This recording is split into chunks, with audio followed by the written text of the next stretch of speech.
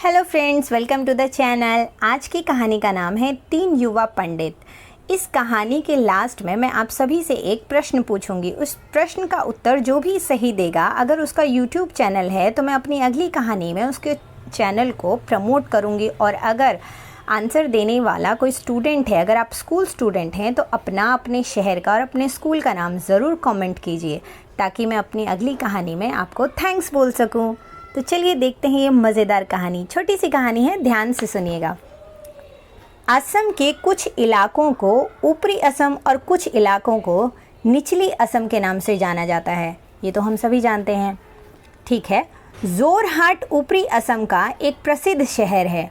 उस शहर के 3 युवक नवद्वीप में शिक्षा अर्जन करने गए थे। 6 वर्षों तक वहाँ गुरुकुल में रहकर उन्होंने तरह तरह की विद्याएं सीखी। पंडित बनकर तीनों युवक अपने शहर लौट रहे थे। लौटते समय रास्ते में अपने शहर के निकट ही उन्हें कुछ पैरों के निशान दिखाई दिए। उसमें से एक युवक ने कहा, ये एक भैंस के पैरों के निशान लगते हैं। दूसरे युवक ने कहा, भैंस अवश्य पाठे को जन्म देने वाली होगी।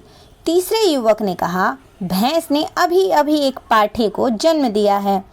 अपनी बात की सच्चाई जानने के लिए तीनों भैंस के पैरों के निशानों का अनुसरण करते हुए आगे बढ़े। कुछ दूर जाकर उन्होंने देखा कि एक पेड़ के नीचे एक भैंस खड़ी थी और पास में एक छोटा सा पाठा पड़ा था। तीनों बड़े प्रसन्न हुए। वास्तव में वह भैंस राजा की थी, जो 3 दिनों से गायब थी। राजा के सिपाही उसकी खोज कर रहे थे। जब राजा के सिपाहियों ने भैंस को देखा तो वे उसके निकट आए। वहां पर उन्होंने उन तीनों युवकों को खड़े होकर आपस में बातें करते देखा। सिपाहियों ने समझा कि यही भैंस को चुरा कर लाए हैं। बस फिर क्या था, सैनिक भैंस के साथ उन तीनों को ही पकड़कर अपने साथ ले गए। भैंस को खूंटे से बांधने के बाद उन्होंने तीनों युवा पंडितों को भैंस चोर के रूप में राजा के सामने पेश किया। राजा ने पूछताछ के बिना उनको कारागार में बंद करने का आदेश दे दिया। तीनों युवा पंडित हैरान परेशान थे, आपस में विचार विमर्श करने लगे। एक युवा, जिसका नाम यदु था, बोला, नहीं, ऐसा नहीं हो सकता। दूसरा युवक दिमान बोला, ऐसा होता तो वह खाता। युवक खंडेश्वर बोला, तो क्या उसने नहीं खाया है? तीनों युवक बार बार यही दोहराने लगे। कारागार प्रहरी ने यह जब सुना तो उसे लगा कि ज़रूर कोई बात है। वह घबरा गया। उसने राजा को जाकर तीनों युवकों की बातें कह सुनाई। सुबह राज दरबार में युवा पंडितों को हाजिरी करने का आदेश दिया गया। जब तीनों युवा पंडित सामने आए तो राजा ने कहा, तुम तीनों कारागार में एक दूसरे से जो कह रहे हो उसका क्या मतलब है? साफ साफ बताओ, नहीं तो तुम लोगों को मृत्युदंड मिलेगा। तीनों युवा जान चुके थे कि राजा बिना सोचे विचारे काम करने वाला व्यक्ति है। उन्होंने सोचा, हम ऐसे भी मरेंगे और वैसे भी मरेंगे, तो क्यों ना सारी बात साफ साफ कह दी जाए। यदु बोला, महाराज, मैंने कहा था कि ऐसा नहीं हो सकता। कहने का अर्थ है कि हम तीनों मित्र विचार कर रहे थे कि इस देश का राजा बैल है, लेकिन मैंने कहा कि ऐसा नहीं हो सकता। दिमान बोला, जी महाराज, मैंने कहा कि ऐसा होता तो वह खाता, यानी राजा अगर बैल होता तो वह ज़रूर घास खाता। खंडेश्वर समझ गया कि अब उसकी शामत आई है। हाथ जोड़कर बोला, महाराज, मैंने कहा तो क्या उसने नहीं खाया है, यानी उसने घास ही खाई है। राजा तीनों मित्रों की बातें सुनकर अचरज में पड़ गया।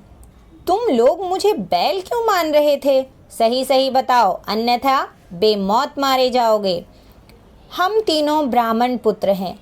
कई सालों से नवद्वीप में रहकर अध्ययन करते हुए पंडित बनकर लौटे हैं। रास्ते में कल सुबह भैंस के पैरों के निशान देखकर मैंने कहा है कि किसी भैंस के पैरों के निशान हैं। इसने कहा कि भैंस पाठे को जन्म देने वाली होगी। तीसरे ने कहा कि भैंस ने अभी अभी पाठे को जन्म दिया है। इसीलिए महाराज हम लोग अपनी विद्या बुद्धि की जांच करने के लिए पैरों के निशान के पीछे पीछे गए। हमने देखा कि भैंस ने थोड़ी देर पहले एक पाठे को जन्म दिया था। इस खुशी में हम लोग भैंस और उसके बच्चे को देख रहे थे। तभी महाराज आपके सिपाही वहां पहुंच गए और भैंस के साथ हमें चोर समझकर यहां पकड़कर ले आए और आपने भी कोई जांच किए बिना हमें कारागार भेज दिया।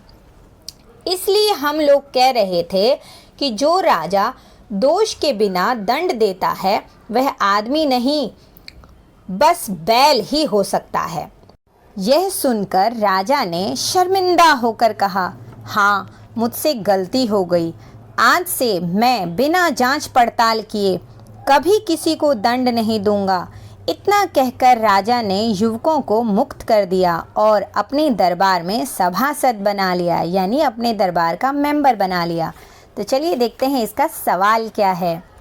तो सवाल है, तीनों युवक विद्या अर्जन के लिए कहाँ गए थे?